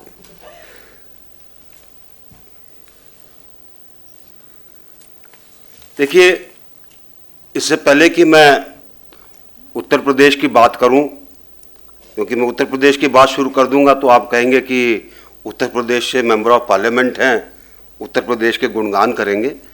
पहले मैं आपको ले जाना चाहता हूं कि आज भारत है कहां पर, और उसके बाद फिर हम उतर के आएंगे कि उत्तर प्रदेश के बारे में जो पूनम जी ने लिखा है वो क्यों लिखा है और वो दिशा क्यों इस तरफ को जा रही है जहां हम उत्तर प्रदेश को एक ट्रिलियन इकोनॉमी के रूप में देखना चाहते हैं। पूरी दुनिया में एक आर्थिक व्यवस्था है, एक आर्थिक गति है 6.5% की, वो भारत की है, किसी की नहीं है। और हमारे पास 2015 में स्टार्टअप का प्रोग्राम शुरू हुआ था, आपको याद होगा, प्रधानमंत्री जी ने शुरू किया था। 428 रजिस्टर्ड स्टार्टअप्स थे। आज पूरे विश्व में भारत तीसरे नंबर पर है, जहां अगर हम ऐसे स्टार्टअप्स की बात करते हैं जो यूनिकॉर्न्स हैं या जिनकी करोड़ से ज्यादा की बिजनेस है, तीसरे नंबर पर। अगर हम बात करें स्टार्टअप्स के संख्या के अंदर, हम पूरे विश्व में दूसरे नंबर पर हैं। और अगर हम बात करें रोजाना खुलने वाले स्टार्टअप्स के अंदर, तो आपका देश सबसे अग्रणी है पूरे विश्व में। 2016 के अंदर डिजिटल इंडिया का कार्यक्रम शुरू हुआ था। आज पूरी दुनिया में सबसे सस्ता और सबसे अधिक डेटा का इस्तेमाल भारत में होता है।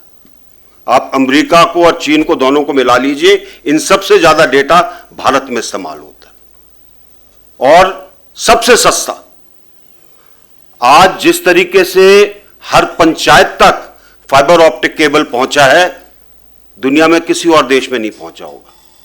पंचायतें जुड़ गई हैं। जो एक डिजिटल व्यवस्था है देश की, वो सब तरफ फैल गई है। और उसके फायदे हैं।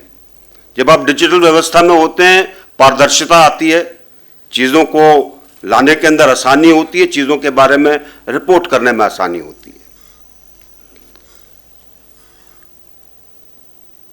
इसी तरीके से बहुत सारी ऐसी चीजें हैं जिसमें अगर आप आंकड़ों के लिहाज से और अच्छाई के लिहाज से अगर आप देखेंगे, भारत एक अलग दिशा में चल रहा है। और शायद इसीलिए जब हमारे प्रधानमंत्री बाहर जाते हैं तो उनकी इतनी खातिर और उनको इतना सम्मान मिलता है। वो उनका सम्मान नहीं है, आप सबका सम्मान है। अगर हम उत्तर प्रदेश की बात करें, सबसे बड़ा प्रदेश, 22 करोड़ के करीब जनसंख्या, एक ऐसा प्रदेश जिसकी जमीन उपजाऊ है, जिसके अंदर लोग मेहनतकश हैं। ऐसा प्रदेश जिसको अगर ठीक से संवारा जाए तो बहुत कुछ कर सकता है, संभावनाओं का प्रदेश है। लेकिन शायद इन संभावनाओं का उतना इस्तेमाल नहीं हुआ बीते समय में जितना होना चाहिए था। और इसलिए एक उस श्रेणी में रहा जहां पर इसको बीमारू कहा गया, क्योंकि लोगों को इसकी फिक्र नहीं थी, इसकी चिंता नहीं थी कि प्रदेश के लिए भी कुछ होना है। उनको अपनी व्यक्तिगत या अपने व्यक्तिगत जिले की चिंता रही। अगर आज उस बीमारू कैटेगरी से निकलकर उत्तर प्रदेश अग्रणी प्रदेशों में आया है, अगर वो 12वीं पोजीशन से निकलकर दूसरे नंबर पर आया है, तो उसका श्रेय 7 साल के मुख्यमंत्री योगी आदित्यनाथ जी को जाता है। और ये श्रेय इसलिए नहीं कि वो योगी हैं, इसलिए कि वो कर्म योगी हैं। उन्होंने जिस प्रकार से कार्य किया है, उतना शायद किसी ने इसके बारे में सोचा नहीं होगा। राम बहादुर राय जी ने संपूर्णानंद जी की बात की। प्रदेश में पहला सैनिक स्कूल, प्रदेश में ही नहीं पूरे देश का पहला सैनिक स्कूल उत्तर प्रदेश में खुला था। उत्तर प्रदेश सरकार का था, आज भी है लखनऊ के अंदर। बाकी भारत सरकार ने उस आइडिया को लेकर और फिर सैनिक स्कूल बनाए, वो बाद की बात है। तो जिस प्रकार से संपूर्णानंद जी ने एक अधूरी जो क्रांति छोड़ी, उसको आगे बढ़ाने का जो कार्य किया है वो योगी आदित्यनाथ जी ने किया है। और इसलिए उनको भी इस चीज का श्रेय जाता है कि वो प्रदेश को एक नए आयाम पर ले जा रहे हैं, एक नए स्थान पर ले जा रहे हैं, एक नए लक्ष्य की ओर ले जा रहे हैं। मेरा मानना है कि जब आपकी कल्पना विस्तृत होती है, आपका लक्ष्य दूरगामी होता है, तो उसके परिणाम अच्छे निकलते हैं। ये गुण प्रधानमंत्री जी में भी दिखाई देता है और ये गुण योगी जी में भी दिखाई देता है। क्योंकि अगर आप मन के अंदर ये नहीं सोचेंगे कि मैं चांद पे पहुंच जाऊं, तो आप छत के ऊपर तक नहीं कूद सकते। लक्ष्य होना चाहिए, और लक्ष्य नहीं है तो कुछ नहीं है। और इसी लक्ष्य को लेकर हर काम उत्तर प्रदेश के अंदर होता है। अगर ये सोचा गया कि हमारे गन्ना किसानों के ऊपर इतना कर्जा है या उनका इतनी धन राशि उनको देनी है जो कि हमने दी नहीं है अभी तक, पिछली सरकारें छोड़ गई हैं, सरकार ने उसको पैसा देना था, वो पूरा पैसा और बकाया पैसा भी देने का अगर कोई काम कर सकता है, तो ये साधन जुटाना छोटा काम नहीं है। इस साधन को जुटाने के लिए दिमाग भी चाहिए, शैली भी चाहिए, और जो हमारा प्रशासन है उसको कैसे ठीक किया जाए वो भी चाहिए। और इसलिए आज उत्तर प्रदेश में कामों के अंदर पारदर्शिता पर भी जोर है,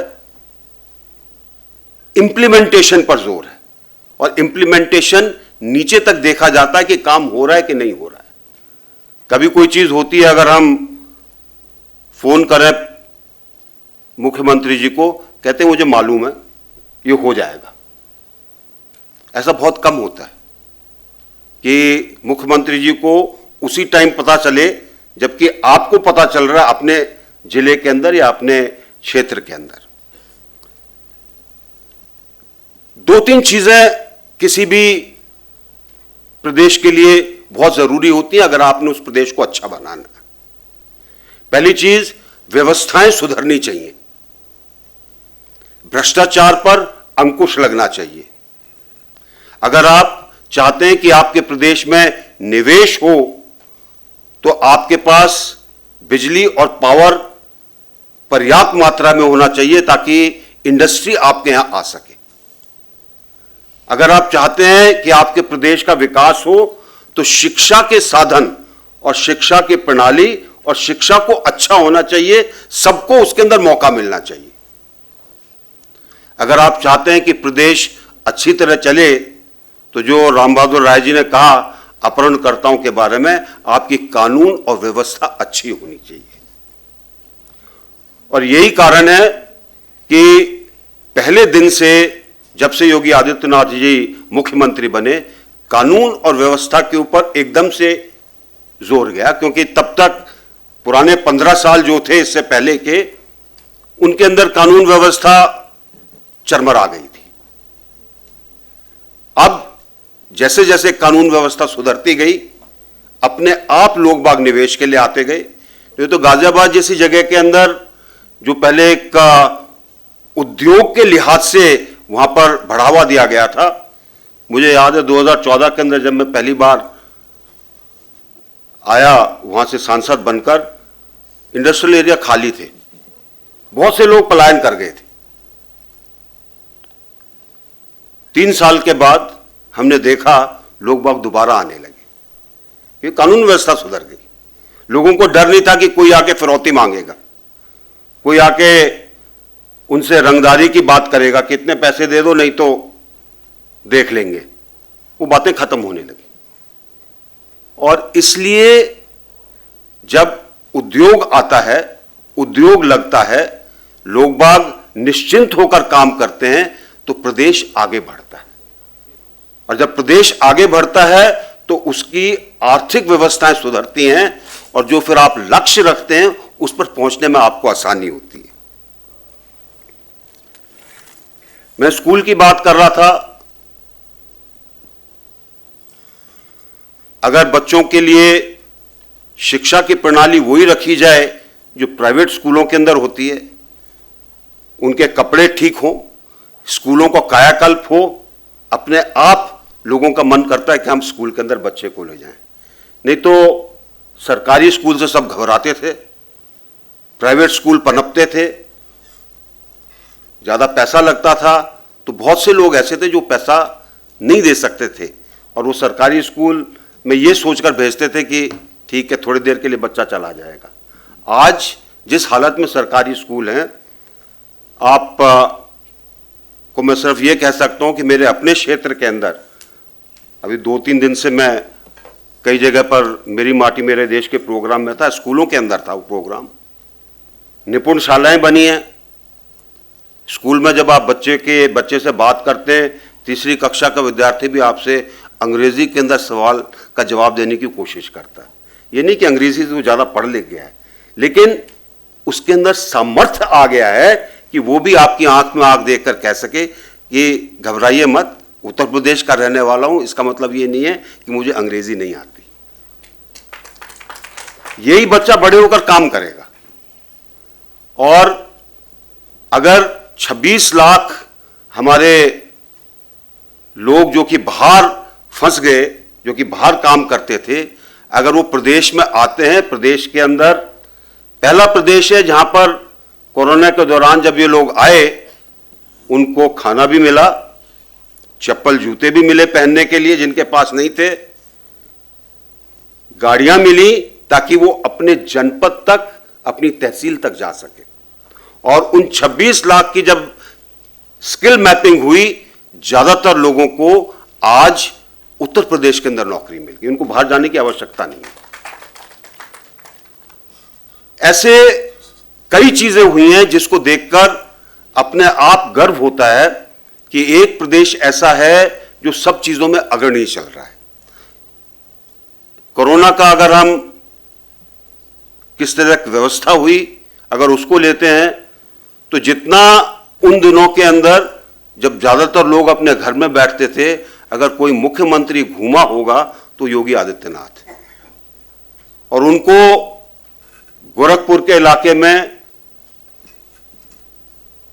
जो एक अनुभव था, वहां पर दिमागी बुखार का बच्चों में बहुत होता है, उसकी व्यवस्था करने का, उसके मॉडल को लेकर उन्होंने जो एक व्यवस्था रखी जिसके अंदर आंगनवाड़ी, जिसके अंदर आशा, जिसके अंदर सब तरह के लोगों को लगाया कि आप हर गांव में हर घर को देखिए, उससे बहुत फर्क पड़ा। कोरोना के अंदर जितनी बचत हुई लोगों की, उतनी शायद अगर और कोई तरीका अपनाया जाता तो नहीं होती।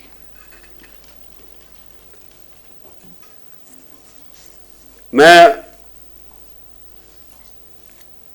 अब राम बहादुर राय जी कई चीजें बोल गए तो मैं उसके बारे में उन्होंने बताया था 2021 का एक परिदृश्य कि किस तरीके से लोग वह कह रहे थे कि अभी योगी जी जाएंगे।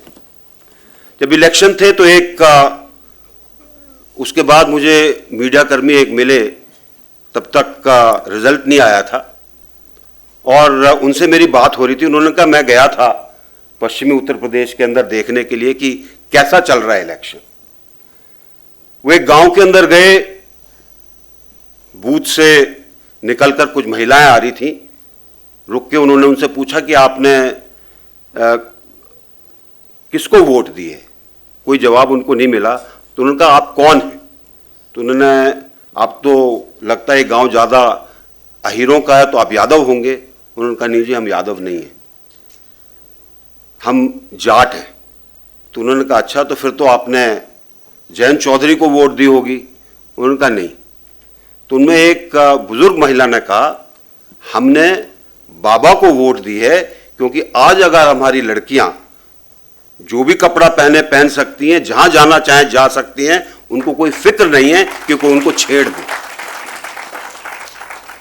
ये कानून व्यवस्था और लोगों के अंदर जो एक विश्वास जगाया है उन्होंने मुख्यमंत्री होने के नाते, ये विश्वास जब आप किसी और काम करने के लिए कहते हैं तो उस विश्वास के ऊपर लोग बाग भी खड़े उतरते हैं। तो अगर हम कहते हैं कि उत्तर प्रदेश 1 ट्रिलियन इकोनॉमी बनेगा, तो मेरा मानना है कि जरूर बनेगा। ये रिकॉर्ड क्रॉस कर जाए उसके बारे में गारंटी नहीं लेता हूं, लेकिन 1 ट्रिलियन तो जरूर बनेगा। रोड्स, एक्सप्रेसवे, हवाई अड्डे, ये सब साधन होते हैं जिससे प्रदेश का विकास होता है, आवागमन अच्छा होता है, आपका माल की जो ढुलाई है एक जगह से दूसरी जगह जल्दी जाती है और इकोनॉमी पे फर्क पड़ता है। जितनी आपकी अच्छी रोड होगी, जितना उस पर कम समय लगेगा, उतना आपका लॉजिस्टिक्स कॉस्ट कम आएगा।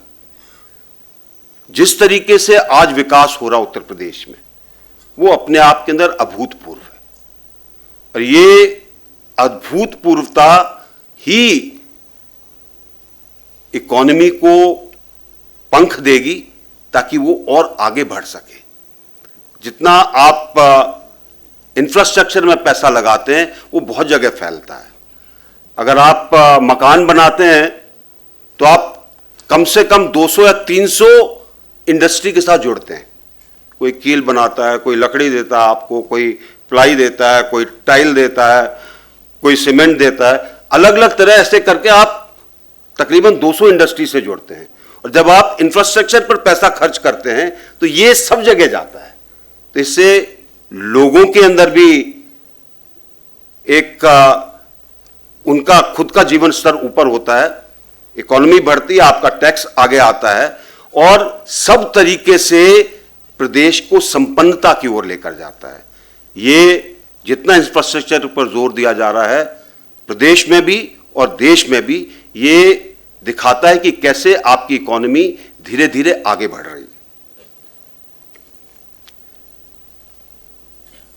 कुछ चीजें चाहिए होती हैं प्रदेश के अंदर जिससे कि चीजें आगे बढ़ सके। एक है कि जो निवेश करना चाहते हैं उनके अंदर भरोसा हो, कॉन्फिडेंस हो।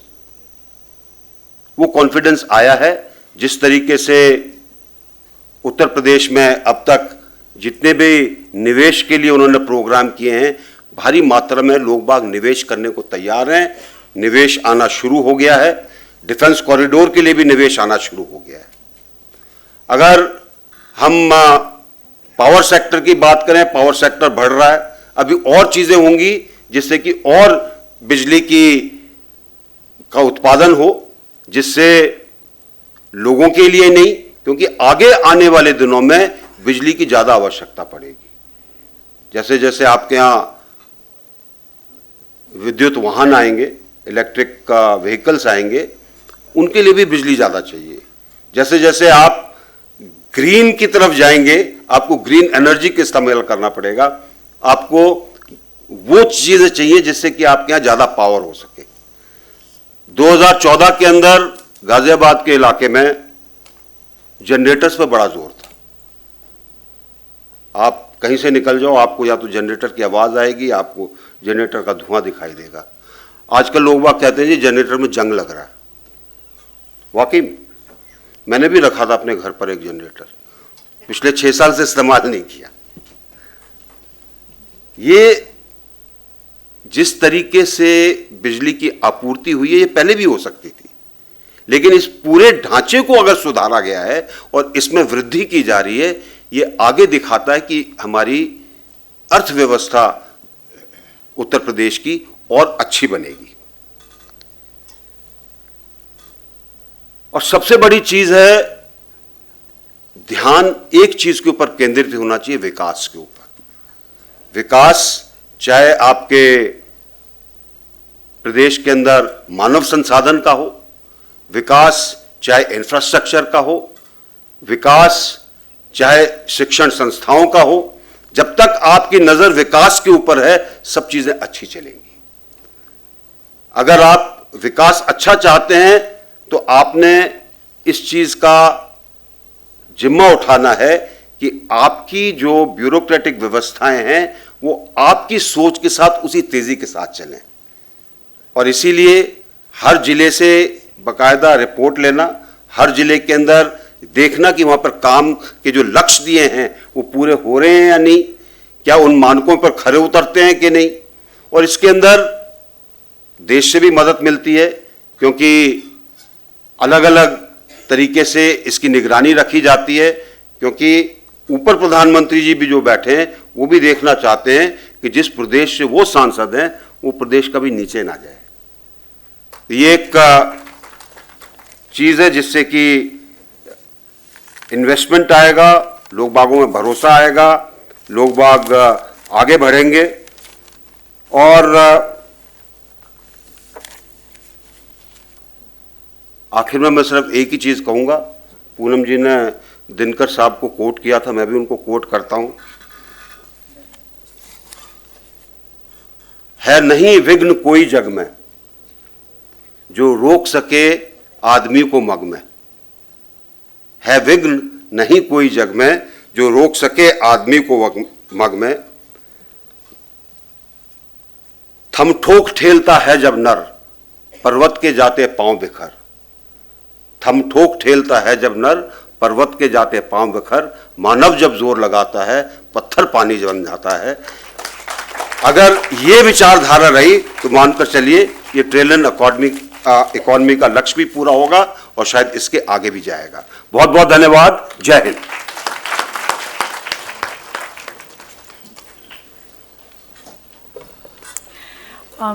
बहुत आभार सर, हम आपके कृतज्ञ हैं कि आप आए और आपके कर कमलों से इस पुस्तक का विमोचन हुआ। इस सभागार में कई गणमान्य अतिथि बैठे हैं। मृत्युंजय सिंह जी हैं, प्रोफेसर राजीव दुबे जी हैं, प्रोफेसर अनिल जी हैं, राजीव हैं, सपना हैं, अनुजा है, राजीव जी हैं, राजेश मिश्रा जी हैं, दुबे जी हैं, प्रकाश जी हैं। मैं किनका किनका नाम लूं, जिधर नज़र दौड़ाती हूं सारे अपने नज़र आते हैं, अपने प्यारे छात्र और अपने साथी ज्ञानेंद्र हैं। आप सबों का बहुत धन्यवाद। उदयनाथ साहू जी हैं, मलखान जी हैं, आप सबों का बहुत धन्यवाद कि आप लोग अपना समय निकाल कर आए और इस कार्यक्रम को सफल बनाया। आपके बिना, आप लोगों की उपस्थिति के बिना ये कार्यक्रम सफल नहीं हो सकता था। मैं शिवानी को से अनुरोध करती हूँ कि धन्यवाद ज्ञापन के लिए बस 2 मिनट बैठ जाइए। धन्यवाद मैम। आज 16 अगस्त का दिन निश्चित ही जेएनयू के लिए बेहद खास रहा है।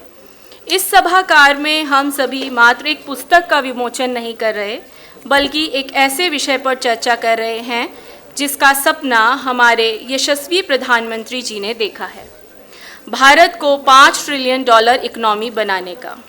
और निश्चित ही इस सपने ने सभी भारतवासियों के मन में एक नया आत्मविश्वास पैदा किया है। इसी स्वप्न को साकार करने हेतु एक सेनापति की भूमिका में भारत के सबसे बड़े राज्य उत्तर प्रदेश के माननीय मुख्यमंत्री श्री योगी आदित्यनाथ जी ने उत्तर प्रदेश को $1 ट्रिलियन इकोनॉमी वाला राज्य बनाने का निर्णय लिया और इस दिशा में कई सफल कदम उठाए हैं। यह पुस्तक भारत के सबसे बड़े राज्य के आर्थिक योगदान और कुशल नेतृत्व पर विस्तृत चर्चा प्रस्तुत करती है। योगी एट ट्रिलियन ड्राइव पुस्तक में वे सभी विषय समाहित हैं जो उत्तर प्रदेश को $1 ट्रिलियन इकोनॉमी बनाने में सहायता प्रदान करते हैं। मैं इस मंच से कार्यक्रम में मुख्य अतिथि के रूप में पधारे भारत सरकार के केंद्रीय सड़क परिवहन और राजमार्ग राज्य मंत्री general doctor VK Singh ji का हृदय से आभार व्यक्त करती हूं, जिन्होंने अपने व्यस्ततम समय में से हमें समय दिया। सर, आपका बहुत बहुत धन्यवाद एवं आभार। मैं विशिष्ट अतिथि के रूप में हमारे बीच पधारे इंदिरा गांधी राष्ट्रीय कला केंद्र के अध्यक्ष श्री राम बहादुर राय जी का एवं दिल्ली विश्वविद्यालय के dean of colleges professor Balram पानी सर का हृदय से आभार व्यक्त करती हूँ, जिनके आशीर्वचन से आज सभा में बैठा हर व्यक्ति लाभान्वित हुआ है। सर, आपका बहुत बहुत आभार एवं धन्यवाद। मैं धन्यवाद देना चाहूँगी इस कार्यक्रम की अध्यक्षता कर रही हमारी विश्वविद्यालय की कुलपति प्रोफेसर शांति श्री मैम का, जिनके संरक्षण में यह कार्य सफल हो सका है। साथ ही मैं धन्यवाद देना चाहूँगी प्रोफेसर दीपेंद्र नाथ सर को, जिन्होंने अपने व्यस्ततम समय में से हमें कुछ समय दिया। सर, आपका बहुत बहुत धन्यवाद एवं आभार। मैं धन्यवाद देना चाहूँगी हमारे आज के मुख्य वक्ता श्री संजीव निश्चल जी को, जिन्होंने पुस्तक की संपूर्ण रूपरेखा को बड़े ही सुंदर तरीके से हम सबके समक्ष प्रस्तुत किया। सर, आपका बहुत बहुत आभार एवं धन्यवाद। इसके बाद मैं धन्यवाद देना चाहती हूँ इस कार्यक्रम की सूत्रधार एवं पुस्तक की संपादक प्रोफेसर पूनम कुमारी मैम का, जिन्होंने 1 वर्ष पूर्व इस विषय को एक आकार देने और विषय पर विद्वानों के विचारों को संपादित करने का स्वप्न देखा, जो प्रत्यक्ष रूप में आज हमारे सामने प्रस्तुत है। मैं स्वयं साक्षी हूँ मैम के संघर्षों की। कई प्रत्यक्ष और अप्रत्यक्ष चुनौतियाँ इस कार्य को संपन्न करने हेतु आई हैं, जिसका मैम ने बड़े ही हंसकर और बड़े ही सहजता से सामना किया और उन चुनौतियों से निकली हैं, जिसका सफल परिणाम आज आपके सामने है। मैम, आपको बहुत बहुत शुभकामनाएं एवं बधाई। साथ ही मैं धन्यवाद देना चाहती हूँ मैम की कोर टीम को, जिसमें श्री संजीव निश्चल जी का, श्री सौरभ अखौरी जी का, शिवानी, कुलदीप, धीरज, जिन्होंने हर चुनौतियों का हल निकाला है और उसी का ये परिणाम है कि हम इस सुअवसर के साक्षी हो सके हैं। मैं आभार देना चाहती हूँ हमारी अनुवाद टीम को, जिनके अथक प्रयासों से यह पुस्तक का हिंदी रूपांतरण संभव हो सका है। साथ ही मैं पुस्तक की संपादक प्रोफेसर पूनम मैम के माध्यम से धन्यवाद देना चाहती हूँ पुस्तक के प्रकाशक ओक ब्रिज को, जिन्होंने इन लेखों को बड़े ही सुंदर किताब में प्रस्तुत किया। साथ ही इस सुंदर कार्यक्रम के पीछे लगी हमारी एक टीम, जिसमें अंकेश, पुष्पांजलि, धीरज, कुलदीप, विकास, राज, आदित्य, आलोक, आर्यन, प्रांजलि, आकांक्षा, उन सभी साथियों का जिन्होंने प्रत्यक्ष और अप्रत्यक्ष रूप से जुड़कर इस कार्यक्रम को सफल बनाया है। साथ ही धन्यवाद संस्कृति IAS एकेडमी का, जिनका सहयोग हमें इस कार्यक्रम में मिला है। और सबसे अधिक धन्यवाद हमारे समक्ष उपस्थित श्रोतागणों को, जिसकी गरिमामयी उपस्थिति ने यह कार्यक्रम को सफल किया। अंत में मैं अपनी बात समाप्त करना चाहती हूँ और यह कहकर समाप्त करना चाहती हूँ कि प्रभु जी अवगुण चित्त न धरो। अगर कोई भूल या कोई त्रुटि हमसे रह गई है तो हम उसके लिए क्षमा प्रार्थी हैं। आपका पुनः बहुत बहुत आभार एवं धन्यवाद। इस कार्यक्रम को संस्कृति IAS एकेडमी ने सपोर्ट किया है, तभी ये कार्यक्रम इतना बढ़िया ढंग से हो पाया है। हम उनका हार्दिक अभिनंदन करते हैं, धन्यवाद करते हैं। अंत में सबसे अनुरोध है कि आप लोग राष्ट्रगान के लिए खड़े हो जाएं। राष्ट्रगान। जन गण मन अधिनायक जय हे भारत भाग्य विधाता, पंजाब सिंध गुजरात मराठा द्राविड़ उत्कल बंगा, विंध्य हिमाचल यमुना गंगा उच्चल जलधि तरंगा, तव शुभ नामे जागे तव शुभ आशीष मांगे, गाहे तव जय गाथा।